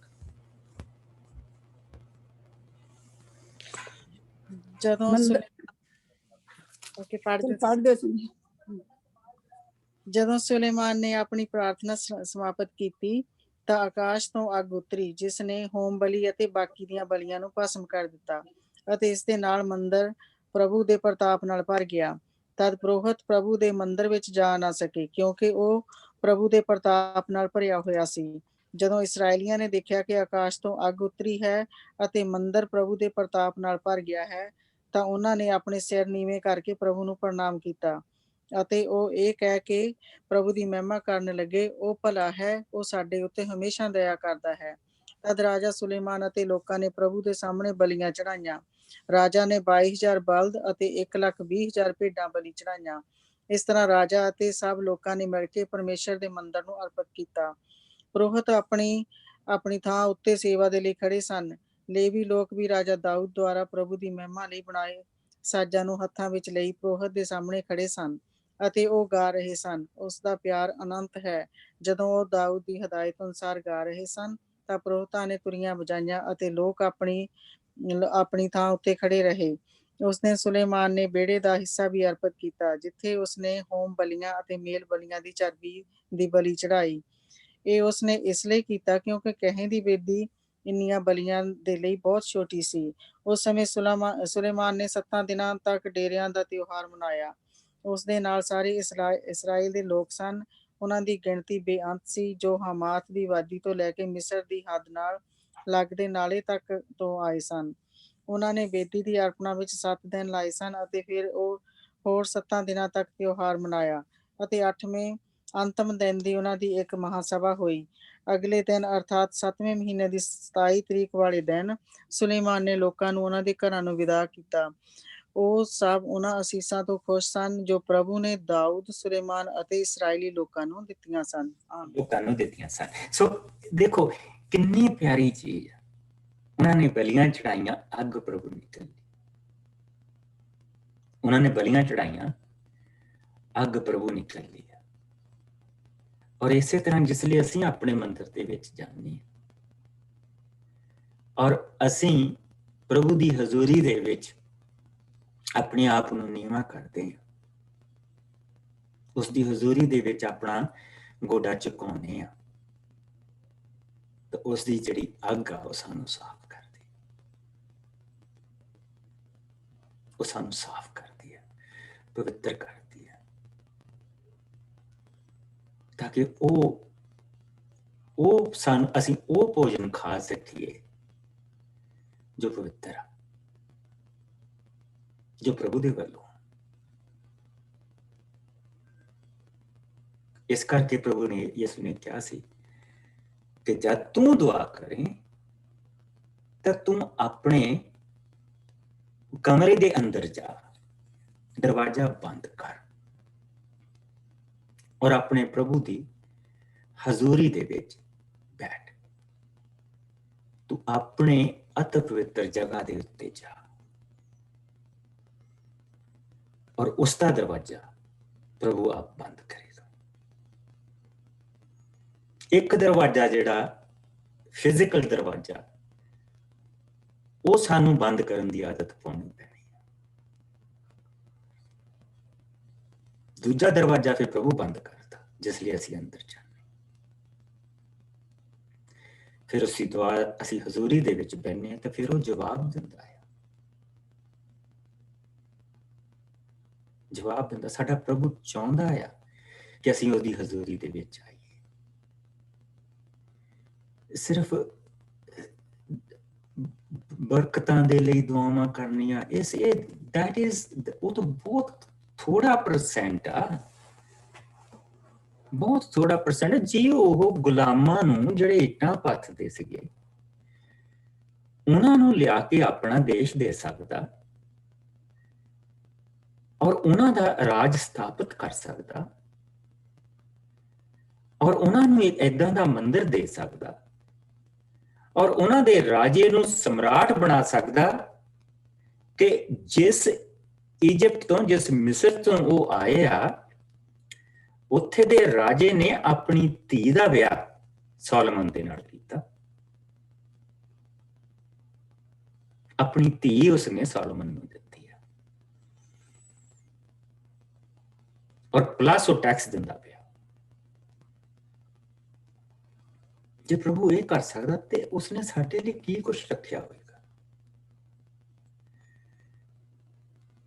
ਇਹਨਾਂ ਚੀਜ਼ਾਂ ਨੂੰ ਇਸ ਦੇ ਲਈ ਪ੍ਰਭੂ ਨੇ ਕਿਹਾ ਕਿ ਤੁਹਾਡਾ ਬਾਪ ਤੁਹਾਡੇ ਮੰਗਣ ਤੋਂ ਪਹਿਲਾਂ ਹੀ ਜਾਣਦਾ ਕਿ ਤੁਹਾਨੂੰ ਕਿਸ ਚੀਜ਼ ਦੀ ਜ਼ਰੂਰਤ ਹੈ। ਉਹ ਜਾਣਦਾ। ਤਾਂ ਫਿਰ ਦੁਆ ਕਿਸ ਚੀਜ਼ ਦੇ ਲਈ? ਦੁਆ ਉਸ ਦੀ ਪ੍ਰੈਜ਼ੈਂਸ ਦੇ ਵਿੱਚ ਜਾਣਾ, ਉਸ ਦੀ ਪ੍ਰੈਜ਼ੈਂਸ ਦੇ ਵਿੱਚ ਆਪਣੇ ਆਪ ਨੂੰ ਬੈਠਣਾ ਸਿਖਾਉਣਾ, ਕਿਉਂਕਿ ਅਸੀਂ ਉਸ ਦੀ ਪ੍ਰੈਜ਼ੈਂਸ ਦੇ ਵਿੱਚ ਜਾ ਰਹੇ ਹਾਂ। ਅਸੀਂ ਘਰ ਜਾ ਰਹੇ ਹਾਂ ਔਰ ਇਸ ਤਰ੍ਹਾਂ ਘਰ ਦੀ ਭੁੱਖ ਵੱਧਦੀ ਆ। ਜਿਹੜੀਆਂ ਰੱਸੀਆਂ ਕੱਟ ਹੁੰਦੀਆਂ ਉਸ ਦੇ ਵਿੱਚ ਬੜੀ ਦੀ ਮਦਦ ਮਿਲਦੀ ਹੈ। ਇਸ ਕਰਕੇ ਪ੍ਰਭੂ ਨੇ ਇਹ ਚੀਜ਼ ਕਹੀ ਹੈ। ਆ ਜਾਓ ਹੁਣ ਅਸੀਂ ਪਹਿਲਾ ਰਾਜਾ ਵਾਪਸ ਉੱਥੇ ਚੱਲ ਜਾਂਦੇ, ਉਸ ਦੀ 1 ਤੋਂ 9 ਆਇਤ ਦੇਖਾਂ।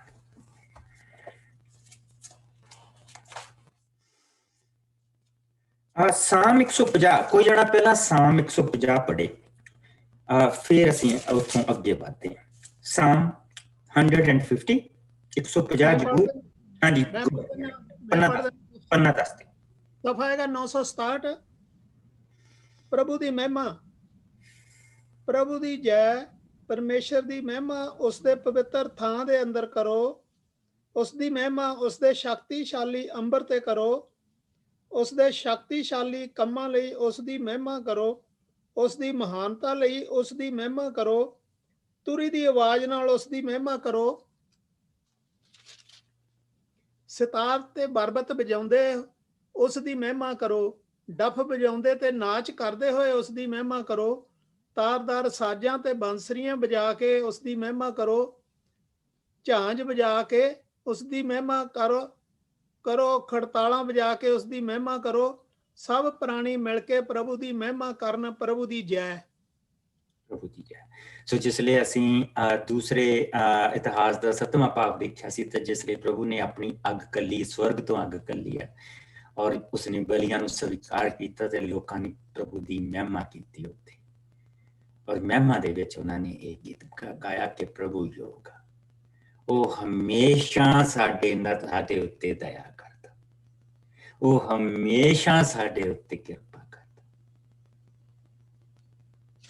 ਬਲੀ ਦੇਣੀ ਜਿਹੜੀ ਆ ਨਾ, ਉਹ ਏਡੀ ਵੱਡੀ ਗੱਲ ਨਹੀਂ, ਬਲੀ ਸਵੀਕਾਰ ਹੋਈ ਆ ਕਿ ਨਹੀਂ ਇਹ ਵੱਡੀ ਗੱਲ। ਬਲੀ ਤਾਂ ਕੋਈ ਵੀ ਦੇ ਸਕਦਾ, ਬਲੀਆਂ ਤਾਂ ਸਾਊਲ ਨੇ ਵੀ ਦਿੱਤੀਆਂ ਸੀ, ਪਰ ਸਵੀਕਾਰ ਹੋਈਆਂ ਕਿ ਨਹੀਂ ਹੋਈਆਂ। ਇੱਥੇ ਬਲੀਆਂ ਸਵੀਕਾਰ ਹੋ ਰਹੀਆਂ। ਪ੍ਰਭੂ ਨੇ ਆਪਣੀ ਪਵਿੱਤਰ ਅੱਗ ਕੱਲੀ, ਜੋ ਮੂਸਾ ਨੇ ਦੇਖੀ ਸੀ ਉਹ ਅੱਗ, ਉਹ ਕੱਲੀ ਉਸਨੇ, ਔਰ ਉਸਦੇ ਨਾਲ ਉਸਨੇ ਬਲੀਆਂ ਨੂੰ ਸਵੀਕਾਰ ਕੀਤਾ। ਇਹ ਆ ਪਿਆਰੀ ਚੀਜ਼ ਇੱਥੇ। ਸੋ ਲੋਕਾਂ ਨੇ ਉੱਥੇ ਪ੍ਰਭੂ ਦੀ ਮਹਿਮਾ ਕੀਤੀ, ਉਸਦੇ ਨਾਮ ਨੂੰ ਉੱਚਾ ਕੀਤਾ। ਪ੍ਰਭੂ ਨੇ ਇੱਕ ਵਾਰ ਫਿਰ ਸੁਲੇਮਾਨ ਨੂੰ ਹੁਣ ਦਰਸ਼ਨ ਦਿੱਤਾ ਦੁਆਰਾ, ਔਰ ਉਸਨੇ ਉਸਦੇ ਨਾਲ ਅਹਿਦ ਬੰਨਿਆ, ਤਾਂ ਉਸਦੇ ਨਾਲ ਪ੍ਰਭੂ ਨੇ ਉਸਨੂੰ ਚੇਤਾਵਨੀ ਦਿੱਤੀ। ਸੋ ਆਓ ਜਿਹੜੀਆਂ ਚੇਤਾਵਨੀਆਂ ਸੁਲੇਮਾਨ ਨੂੰ ਦਿੱਤੀਆਂ ਗਈਆਂ ਪ੍ਰਭੂ ਦੇ ਦੁਆਰਾ, ਉਹਨਾਂ ਨੂੰ ਦੇਖੀਏ। 9ਵਾਂ ਭਾਗ, ਪਹਿਲਾ ਰਾਜਾ 9ਵਾਂ ਭਾਗ, ਉਸਦੀ 1 ਆਇਤ ਤੋਂ ਲੈ ਕੇ ਔਰ ਉਸਦੀ 9 ਆਇਤ ਤੱਕ ਅਸੀਂ ਦੇਖਾਂਗੇ। 511 ਸਫਾ। ਹਾਂਜੀ, ਪੜ੍ਹਦੇ ਹੋਰ ਜੇ ਕਿਸੇ ਨੇ ਪੜ੍ਹਨਾ। ਓਕੇ ਜੀ। ਪਰਮੇਸ਼ਰ ਦੁਆਰਾ ਸੁਲੇਮਾਨ ਨੂੰ ਦਰਸ਼ਨ ਦਿੰਦਾ ਹੈ। ਜਦੋਂ ਸੁਲੇਮਾਨ ਨੇ ਮੰਦਰ, ਮਹਿਲ ਅਤੇ ਉਹਨਾਂ ਹੋਰ ਸਭ ਚੀਜ਼ਾਂ ਜੋ ਉਹ ਬਣਾਉਣਾ ਚਾਹੁੰਦਾ ਸੀ ਬਣਾ ਲਈਆਂ, ਤਾਂ ਪ੍ਰਭੂ ਨੇ ਉਸ ਨੂੰ ਦੁਬਾਰਾ ਦਰਸ਼ਨ ਦਿੱਤਾ, ਜਿਸ ਤਰ੍ਹਾਂ ਉਸਨੇ ਪਹਿਲਾਂ ਸੁਲੇਮਾਨ ਨੂੰ ਗਬਿਓਨ ਵਿੱਚ ਦਿੱਤਾ ਸੀ। ਪ੍ਰਭੂ ਨੇ ਉਸ ਨੂੰ ਕਿਹਾ, ਮੈਂ ਤੇਰੀ ਪ੍ਰਾਰਥਨਾ ਤੇ ਤੇਰੀਆਂ ਬੇਨਤੀਆਂ ਸਵੀਕਾਰ ਕੀਤੀਆਂ ਹਨ, ਜੋ ਤੂੰ ਮੇਰੇ ਸਾਹਮਣੇ ਕੀਤੀਆਂ ਹਨ। ਮੈਂ ਆਪ ਇਸ ਮੰਦਰ ਨੂੰ ਪਵਿੱਤਰ ਕਰਦਾ ਹਾਂ, ਜਿਸ ਨੂੰ ਤੂੰ ਮੇਰੀ ਆਰਾਧਨਾ ਲਈ ਬਣਾਇਆ ਹੈ। ਮੈਂ ਹਮੇਸ਼ਾ ਇਸ ਵਿੱਚ ਆਪਣਾ ਨਾਂ ਰੱਖਾਂਗਾ ਤੇ ਇਸ ਦੀ ਰੱਖਿਆ ਕਰਾਂਗਾ। ਜੇਕਰ ਤੂੰ ਆਪਣੇ ਪਿਤਾ ਦਾਊਦ ਦੀ ਤਰ੍ਹਾਂ ਮੇਰੀ ਸੇਵਾ ਪੂਰੇ ਮਾਣ ਤੇ ਇਮਾਨਦਾਰੀ ਨਾਲ ਕਰੇਗਾ, ਉਹਨਾਂ ਸਭ ਆਗਿਆਵਾਂ ਨੂੰ ਮੰਨੇਗਾ ਜੋ ਮੈਂ ਤੈਨੂੰ ਦਿੱਤੀਆਂ ਹਨ, ਤਾਂ ਮੈਂ ਆਪਣੀ ਉਸ ਪ੍ਰਤਿੱਗਿਆ ਨੂੰ ਪੂਰਾ ਕਰਾਂਗਾ ਜਿਸ ਵਿੱਚ ਮੈਂ ਉਸਨੂੰ ਕਿਹਾ ਸੀ ਕਿ ਤੇਰਾ ਵੰਸ਼ ਹਮੇਸ਼ਾ ਇਜ਼ਰਾਈਲ ਉੱਤੇ ਰਾਜ ਕਰੇਗਾ। ਪਰ ਜੇਕਰ ਤੂੰ ਅਤੇ ਤੇਰਾ ਵੰਸ਼ ਕਦੀ ਮੇਰੇ ਪਿੱਛੇ ਚੱਲਣਾ ਛੱਡ ਦੇਵੋਗੇ ਤੇ ਮੇਰੇ ਨਿਯਮਾਂ ਤੇ ਹੁਕਮਾਂ ਨੂੰ ਜੋ ਮੈਂ ਤੈਨੂੰ ਦਿੱਤੇ ਹਨ ਮੰਨਣਾ ਛੱਡ ਕੇ ਦੂਜਿਆਂ ਦੇਵਤਿਆਂ ਨੂੰ ਪੂਜਣਾ ਸ਼ੁਰੂ ਕਰ ਦੇਵੋਗੇ, ਤਾਂ ਮੈਂ ਆਪਣੇ ਲੋਕਾਂ ਨੂੰ ਇਸ ਧਰਤੀ ਤੋਂ ਕੱਢ ਦੇਵਾਂਗਾ ਜੋ ਮੈਂ ਉਹਨਾਂ ਨੂੰ ਦਿੱਤੀ ਹੈ। ਤਦ ਮੈਂ ਇਸ ਮੰਦਰ ਨੂੰ ਵੀ ਛੱਡ ਦੇਵਾਂਗਾ ਜਿਸ ਨੂੰ ਮੈਂ ਆਪ ਆਪਣੀ ਆਰਾਧਨਾ ਲਈ ਪਵਿੱਤਰ ਕੀਤਾ ਹੈ। ਇਹ ਹੁਣ ਤੇ ਲੋਕ ਹਰ ਥਾਂ ਇਜ਼ਰਾਈਲੀਆਂ ਦੀ ਨਿੰਦਾ ਤੇ ਅਪਮਾਨ ਕਰਨਗੇ। ਤਦ ਇਹ ਮੰਦਰ ਵੀਰਾਨ ਹੋ ਜਾਵੇਗਾ ਤੇ ਇਸ ਦੇ ਕੋਲੋਂ ਦੀ ਲੰਘਣ ਵਾਲਾ ਹਰ ਰਾਹੀ ਹੈਰਾਨ ਹੋ ਕੇ ਕਹੇਗਾ, ਪ੍ਰਭੂ ਨੇ ਇਸ ਧਰਤੀ ਤੇ ਮੰਦਰ ਦਾ ਇੰਨਾ ਬੁਰਾ ਹਾਲ ਕਿਉਂ ਕੀਤਾ ਹੈ? ਲੋਕ ਉੱਤਰ ਦੇਣਗੇ, ਕਿਉਂਕਿ ਉਹਨਾਂ ਨੇ ਉਸ ਪ੍ਰਭੂ ਆਪਣੇ ਪਰਮੇਸ਼ਰ ਨੂੰ ਰੱਦ ਦਿੱਤਾ ਜੋ ਉਹਨਾਂ ਦੇ ਪੁਰਖਿਆਂ ਨੂੰ ਮਿਸਰ ਤੋਂ ਕੱਢ ਕੇ ਲਿਆਇਆ ਸੀ। ਉਹ ਦੂਜੇ ਦੇਵਤਿਆਂ ਦੇ ਪਿੱਛੇ ਚੱਲਣ ਲੱਗੇ ਅਤੇ ਉਹਨਾਂ ਦੀ ਪੂਜਾ ਕਰਨ ਲੱਗ ਪਏ। ਇਸੇ ਲਈ ਪ੍ਰਭੂ ਨੇ ਉਹਨਾਂ ਦਾ ਇਹ ਬੁਰਾ ਹਾਲ ਕੀਤਾ ਹੈ। ਆਮੀਨ। ਜਿਸ ਲਈ ਅਸੀਂ ਪ੍ਰਭੂ ਦੇ ਵਚਨ ਦੇ ਵਿੱਚ ਇਸ ਚੀਜ਼ ਨੂੰ ਦੇਖਦੇ ਪਏ ਹਾਂ, ਪ੍ਰਭੂ ਨੇ ਆਉਣ ਵਾਲੀ ਚੀਜ਼ ਉਹਨਾਂ ਨੂੰ ਕਿ ਇਹ ਮੇਰੇ ਲਈ ਇੰਨਾ ਇੰਪੋਰਟੈਂਟ ਨਹੀਂ, ਧਰਤੀ ਤੇ ਬਣਿਆ ਇਹ ਮੰਦਰ ਮੇਰੇ ਲਈ ਇੰਨਾ ਇੰਪੋਰਟੈਂਟ ਨਹੀਂ। ਮੇਰੇ ਲਈ ਇੰਪੋਰਟੈਂਟ ਜਿਹੜੀ ਚੀਜ਼ ਆ ਉਹ ਹੈ ਆਗਿਆਕਾਰੀ। ਸਭ ਤੋਂ ਪਵਿੱਤਰ ਬਲੀ ਜੇ ਤੁਸੀਂ ਦੇ ਸਕਦੇ ਆ ਮੈਨੂੰ, ਤੇ ਉਹ ਆਗਿਆਕਾਰੀ ਦੀ ਬਲੀ ਹੋਣੀ ਚਾਹੀਦੀ ਹੈ, ਤੁਹਾਡੇ ਪਿਆਰ ਦੀ ਬਲੀ ਹੋਣੀ ਚਾਹੀਦੀ ਹੈ, ਔਰ ਵਿਸ਼ਵਾਸ ਦੀ ਬਲੀ ਹੋਣੀ ਚਾਹੀਦੀ। ਇਹਨਾਂ ਬਲੀਆਂ ਤੋਂ ਪ੍ਰਭੂ ਖੁਸ਼ ਹੁੰਦਾ, ਇਹਨਾਂ ਬਲੀਆਂ ਤੋਂ ਖੁਸ਼ ਹੁੰਦਾ, ਮੰਦਰਾਂ ਤੋਂ ਨਹੀਂ ਉਹ ਖੁਸ਼ ਹੁੰਦਾ, ਚਰਚਾਂ ਤੋਂ ਖੁਸ਼ ਨਹੀਂ ਹੁੰਦਾ। ਕੁਈਨ ਵਿਕਟੋਰੀਆ ਨੇ ਸਾਰਾ ਇੰਗਲੈਂਡ ਔਰ ਜਿੱਥੇ ਤੱਕ ਉਸਦਾ ਰਾਜ ਸੀ ਚਰਚਾਂ ਦੇ ਨਾਲ ਭਰ ਦਿੱਤਾ। ਹਰ ਥਾਂ ਐਂਗਲੀਕਨ ਚਰਚਾਂ, ਕੋਈ ਦੇਸ਼ ਐਸਾ ਨਹੀਂ ਜਿੱਥੇ ਐਂਗਲੀਕਨ ਚਰਚਾਂ ਨਹੀਂ, ਵੱਡੀਆਂ ਵੱਡੀਆਂ ਚਰਚਾਂ, 30 ਬੰਦੇ ਨਹੀਂ ਅੰਦਰ ਬੈਠੇ ਹੁੰਦੇ। क्यों? क्योंकि रॉयल फैमिली ने प्रभु ਨੂੰ ਛੱਡ ਦਿੱਤਾ और अपना नाम ਉੱਚਾ करना शुरू कर ਦਿੱਤਾ। और प्रभु ने जिस प्रभु ने ਉਹਨਾਂ ਨੂੰ ਇੰਨਾ ਫਲਾਇਆ ਸੀ कि इंग्लैंड ਦਾ ਸੂਰਜ ਡੁੱਬਦਾ ਨਹੀਂ ਸੀ, ਉਸਨੇ ਇੰਗਲੈਂਡ ਨੂੰ ਉੱਥੇ ਲਿਆ ਕੇ ਮੁੜ ਕੇ ਉੱਥੇ ਹੀ ਬਾੜ ਦਿੱਤਾ।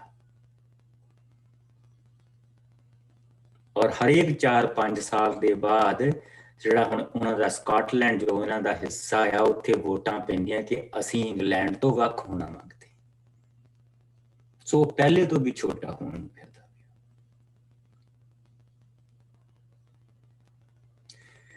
ਸੋ ਕਿੰਨੀਆਂ ਚਰਚਾਂ ਬਣਾਤੀਆਂ, ਕਿੰਨੀਆਂ ਚੀਜ਼ਾਂ ਬਣਾਤੀਆਂ, ਇਹ ਨਹੀਂ ਪ੍ਰਭੂ ਨੂੰ, ਇਹ ਨਹੀਂ ਹੈਗਾ ਆਗਿਆਕਾਰੀ। ਆਗਿਆਕਾਰੀ ਉਹਦੀ ਹਜ਼ੂਰੀ ਦੇ ਵਿੱਚ ਜਾਣਾ, ਉਹਦੀ ਹਜ਼ੂਰੀ ਦੇ ਵਿੱਚ ਆਪਣੇ ਦਿਲ ਦੀ ਜਾ ਕੇ ਬਲੀ ਦੇਣੀ, ਇਹ ਚੀਜ਼ਾਂ ਮੰਗਦਾ।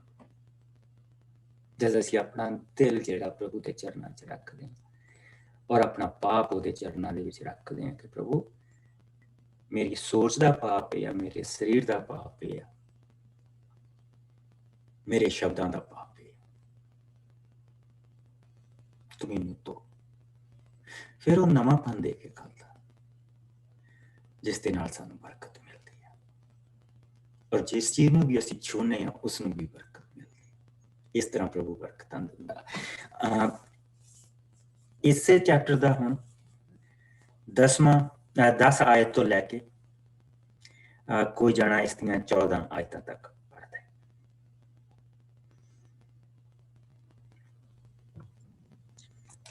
ਮੰਦਰ ਦੇ ਮਹਿਲ ਬਣਾਉਣ ਵਿੱਚ ਸੁਲੇਮਾਨ ਨੂੰ 20 ਸਾਲ ਲੱਗੇ। ਸੂਰ ਦੇ ਰਾਜਾ ਨੇ ਇਸ ਕੰਮ ਦੇ ਲਈ ਜਿਨ੍ਹਾਂ ਨੂੰ ਸੁਲੇਮਾਨ ਨੇ ਚਾਹਿਆ ਦਿਆਰ, ਚੀਲ ਅਤੇ ਸੋਨਾ ਦਿੱਤਾ। ਬਦਲੇ ਵਿੱਚ ਸੁਲੇਮਾਨ ਨੇ ਉਸ ਨੂੰ ਗਲੀਲ ਦੇ 20 ਨਗਰ ਦਿੱਤੇ। ਪਰ ਹੀਰਾਮ ਜਦੋਂ ਉਹਨਾਂ ਨਗਰਾਂ ਨੂੰ ਦੇਖਣ ਗਿਆ ਤਾਂ ਉਸ ਨੂੰ ਚੰਗੇ ਨਾ ਲੱਗੇ। ਸੋ ਹੀਰਾਮ ਨੇ ਸੁਲੇਮਾਨ ਨੂੰ ਕਿਹਾ, ਭਰਾ ਤੂੰ ਆਪ ਆਪਣੇ ਦਿੱਤੇ ਨਗਰਾਂ ਨੂੰ ਦੇਖ ਕੇ ਇਹ ਕਿਸ ਤਰ੍ਹਾਂ ਦੇ ਹਨ। ਇਸੇ ਕਾਰਨ ਉਹ ਨਗਰਾਂ ਦਾ ਅੱਜ ਤੱਕ ਨਾਂ ਕਾਬੂਲ ਪੈ ਗਿਆ। ਹੀਰਾਮ ਨੇ ਸੁਲੇਮਾਨ ਕੋਲ 4000 ਕਿਲੋ ਤੋਂ ਵੱਧ ਸੋਨਾ ਘੱਲਿਆ ਸੀ। ਹੀਰਾਮ ਦਾ ਰਾਜਾ ਜਿਹੜਾ ਜਿਸਨੇ ਦਾਊਦ ਦਾ ਵੀ ਬਹੁਤ ਮਦਦ ਕੀਤੀ, ਦਾਊਦ ਦਾ ਮਹਿਲ ਉਸਨੇ ਬਣਾਇਆ ਸੀ। ਔਰ ਸੁਲੇਮਾਨ ਨੇ ਜਿਸ ਵੇਲੇ ਈਵਨ ਦੋ ਕਿ ਬਹੁਤ ਕੁਛ ਦਾਊਦ ਬੇਸਿਕਲੀ ਜਿੰਨਾ ਸਮਾਨ ਉਸਨੂੰ ਚਾਹੀਦਾ ਸੀ ਮੰਦਿਰ ਦੇ ਲਈ ਉਹ ਤੋਂ 1.5 ਗੁਣਾ ਛੱਡ ਕੇ ਗਿਆ ਸੀ। ਪਰ ਸੁਲੇਮਾਨ ਨੇ ਮੰਦਿਰ ਦੇ ਬਹਾਨੇ ਉਸ ਵੇਲੇ ਉਹਦੇ ਕੋਲੋਂ ਹੋਰ ਦਿਆਰ ਮੰਗਾਈ, ਹੋਰ ਚੀਜ਼ਾਂ ਮੰਗਾਈਆਂ, ਹੋਰ ਘਾੜੇ ਮੰਗਵਾਏ, ਸਾਰੀਆਂ ਚੀਜ਼ਾਂ ਮੰਗਵਾਈਆਂ। ਤੋਂ ਬਾਅਦ ਦੇ ਵਿੱਚ ਸੁਲੇਮਾਨ ਨੇ ਆਪਣਾ ਉਹਦੇ ਨਾਲ 2 ਮਹਿਲ ਬਣਾਏ। ਮੰਦਿਰ ਬਣਾਉਣ ਨੂੰ ਉਸਨੂੰ 7 ਸਾਲ ਲੱਗੇ, ਆਪਣੇ ਮਹਿਲ ਬਣਾਉਣ ਨੂੰ ਉਸਨੂੰ 14 ਸਾਲ ਲੱਗੇ, 13 ਸਾਲ ਲੱਗੇ। ਔਰ ਨਾਲ ਨਾਲ ਮਹਿਲ ਉਸਦੇ ਬਣਦੇ ਪਏ ਸੀ ਮੰਦਿਰ ਦੇ ਨਾਲ ਨਾਲ। ਔਰ ਉਸਨੇ ਉਸਨੂੰ ਕਿਹਾ ਕਿ ਅੱਛਾ ਤੂੰ ਮੇਰੀ ਬਹੁਤ ਮਦਦ ਕੀਤੀ ਹੈ, ਸੋ ਮੈਂ ਤੈਨੂੰ ਗਲੀਲ ਦਾ ਇਲਾਕਾ ਮੈਂ ਤੈਨੂੰ ਦਿੰਦਾ।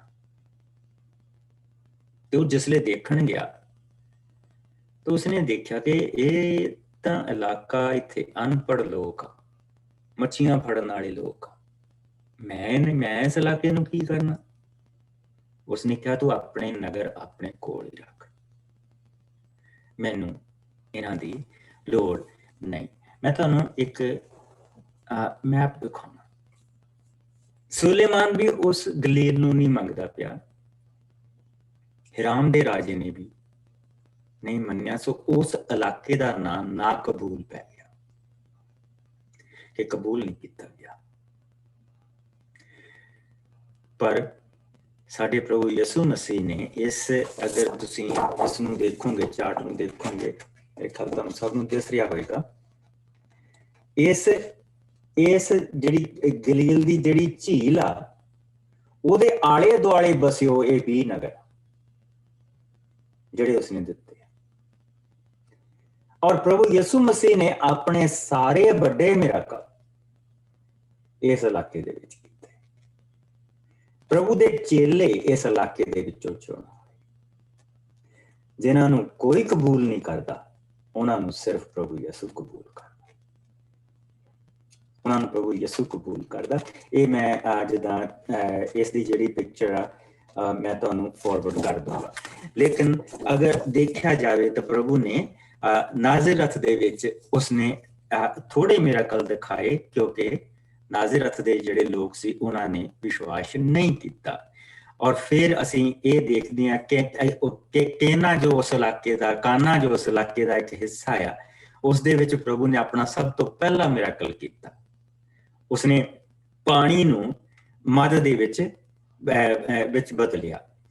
ਔਰ ਉਸ ਤੋਂ ਬਾਅਦ ਉੱਥੇ ਮਗਦਾਲਾ ਦੇ ਇਲਾਕੇ ਦੇ ਵਿੱਚ ਪ੍ਰਭੂ ਨੇ ਪਾਣੀ ਦੇ ਉੱਤੇ ਪ੍ਰਭੂ ਉੱਥੇ ਤੁਰੇ ਆ।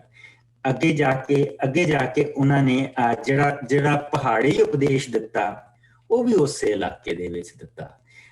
ਫਿਰ ਅਸੀਂ ਦੇਖਦੇ ਪਏ ਹੈਗੇ ਆ ਕਿ ਜਿਹੜੇ ਕਪਰਨਮ ਦੇ ਵਿੱਚ ਪ੍ਰਭੂ ਨੇ ਸਭ ਤੋਂ ਜ਼ਿਆਦਾ ਮਿਰਾਕਲ ਕੀਤੇ।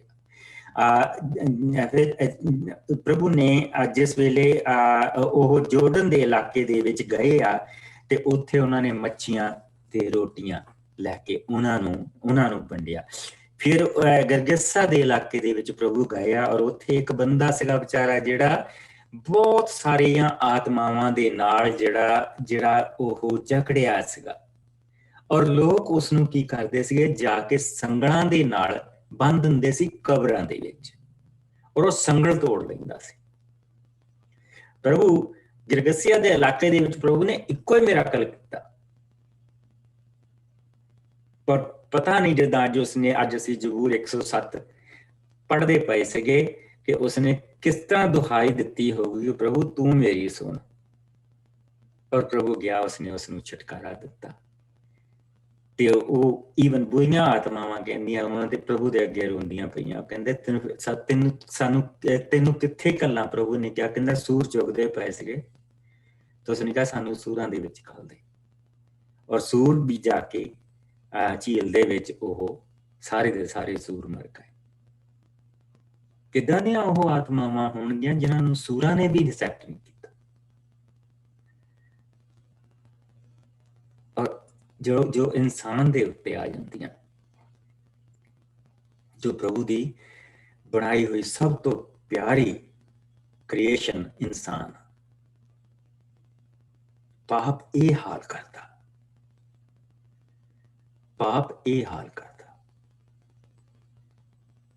ਕਿ ਅਸੀਂ ਉਹਨਾਂ ਨੂੰ ਚੀਜ਼ਾਂ ਨੂੰ ਵੀ ਲੈ ਕੇ ਬਹਿ ਜਾਂਦੇ ਜਿਨ੍ਹਾਂ ਨੂੰ ਸੂਰ ਵੀ ਨਹੀਂ ਲੈਂਦੇ।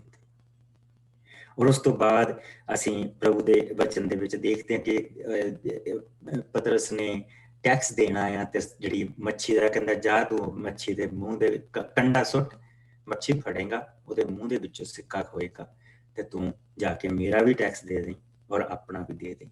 ਔਰ ਜਿਹੜੀਆਂ ਬਹੁਤ ਸਾਰੀਆਂ ਮੱਛੀਆਂ ਉਹਨਾਂ ਨੇ ਫੜੀਆਂ, 2 ਵਾਰੀ ਇਹ ਅਸੀਂ ਦੇਖਦੇ ਪਏ ਹਾਂ, ਇਹ ਵੀ ਸਾਰੀਆਂ ਉਸੇ ਇਲਾਕੇ ਦੇ ਵਿੱਚ। ਸੂਰ ਦੇ ਰਾਜਾ ਨੇ कहता कि मैनू नहीं कबूल ना कबूल।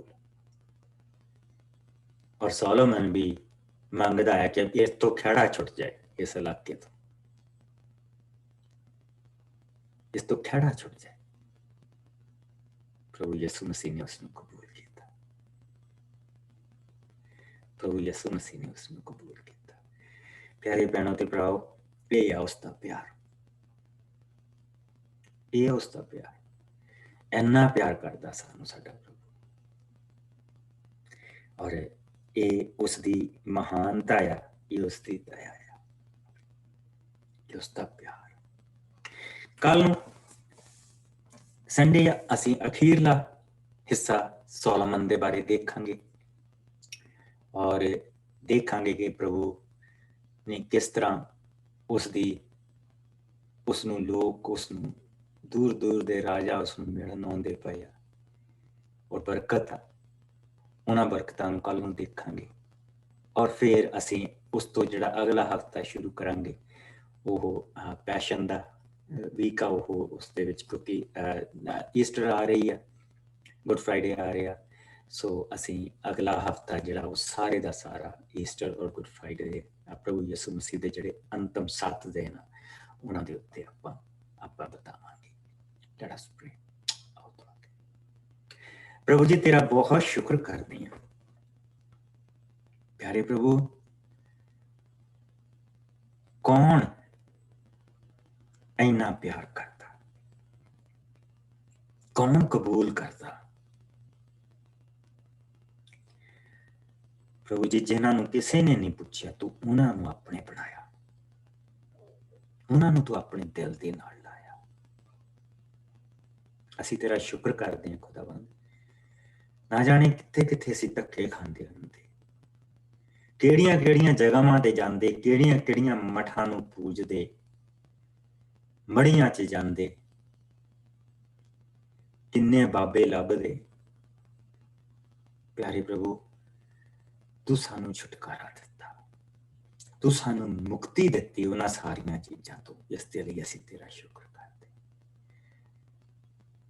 ਤੂੰ ਸਾਨੂੰ ਚੁਣਿਆ ਔਰ ਆਪਣੇ ਬਣਾਇਆ ਔਰ ਵੱਖਰੇ ਕੀਤਾ ਕਿ ਅਸੀਂ ਫਲਦਾਰ ਹੋਈਏ, ਇਸ ਦੇ ਲਈ ਅਸੀਂ ਤੇਰਾ ਸ਼ੁਕਰ ਕਰਦੇ ਹਾਂ। ਪਿਆਰੇ ਪ੍ਰਭੂ, ਸਾਡੇ ਇਹਨਾਂ ਮੰਦਿਰਾਂ ਦੇ ਅੰਦਰ ਪ੍ਰਭੂ ਜੀ ਤੂੰ ਵਾਸ ਕਰ। ਸੁਲੇਮਾਨ ਦੀ ਦੁਆ ਦੀ ਤਰ੍ਹਾਂ ਪ੍ਰਭੂ ਜੀ, ਉਸਨੇ ਜਿਸ ਤਰ੍ਹਾਂ ਕਿਹਾ ਕਿ ਸਵਰਗ ਦੇ ਵਿੱਚ ਤੂੰ ਸਮਾ ਨਹੀਂ ਸਕਦਾ, ਇਸ ਧਰਤੀ ਦੇ ਉੱਤੇ ਇਸ ਛੋਟੇ ਜਿਹੇ ਹਿੱਸੇ ਦੇ ਮੰਦਿਰ ਦੇ ਵਿੱਚ ਪ੍ਰਭੂ ਤੂੰ ਕੀ ਸਮਾਏਗਾ? ਕਿ ਤੂੰ ਸੱਚਮੁੱਚ ਆਏਗਾ, ਕਿ ਤੂੰ ਸੱਚਮੁੱਚ ਇਸ ਦੇ ਵਿੱਚ ਰਹੇਗਾ। ਔਰ ਪ੍ਰਭੂ ਜੀ, ਉਸਨੇ ਕਿਹਾ ਕਿ ਤੂੰ ਇਸ ਦੇ ਵਿੱਚ ਰਹੀਂ, ਇਸ ਨੂੰ ਕਬੂਲ ਕਰੀ। ਉਹੀ ਦੁਆ ਪ੍ਰਭੂ ਜੀ ਸਾਡੀ ਹੈ, ਸਾਡੇ ਇਹਨਾਂ ਮੰਦਿਰਾਂ ਦੇ ਵਿੱਚ ਤੂੰ ਵਾਸ ਕਰ। ਅਸੀਂ ਕੋਈ ਐਸਾ ਕੰਮ ਪ੍ਰਭੂ ਜੀ ਸਾਡੇ ਹੱਥਾਂ ਤੋਂ ਨਾ ਹੋਏ, ਪਹਿਲਾਂ ਹੀ ਪ੍ਰਭੂ ਜੀ ਛੁਟਕਾਰਾ ਦੇ ਦੇ, ਰਸਤੇ ਬਦਲ ਦੇ।